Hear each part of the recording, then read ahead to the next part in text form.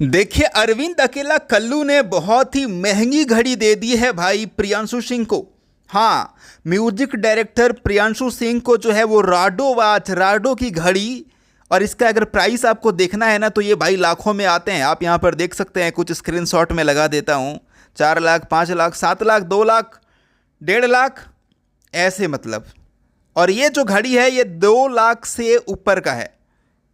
अरविंद अकेला कल्लू के द्वारा जो घड़ी दिया जा रहा है प्रियांशु सिंह को, ये मैंने अभी पता किया है तो पता चला है कि ये 2 लाख से ऊपर की घड़ी है। और अरविंद अकेला कल्लू ने जो है वो दिया है प्रियांशु सिंह से खुश होकर के। अरविंद अकेला कल्लू के बहुत ऐसे गाने अभी बज रहे हैं मार्केट में जिसके म्यूजिक को जो है वो प्रियांशु सिंह ने बनाया, और उन म्यूजिक्स को जो है वो लोगों ने बहुत ज़्यादा पसंद किया। तो अरविंद अकेला कल्लू को मज़ा आ गया और खुश हो गए, और खुश होकर के जो है वो एक घड़ी देने का जो है, गिफ्ट देने का जो है सोचा। अब चेन तो पवन सिंह दे चुके हैं, मोबाइल वगैरह तो खुद प्रियांशु सिंह दूसरे को देते हैं, तो सोचा कि क्या दें भाई, तो एक घड़ी दे देते हैं।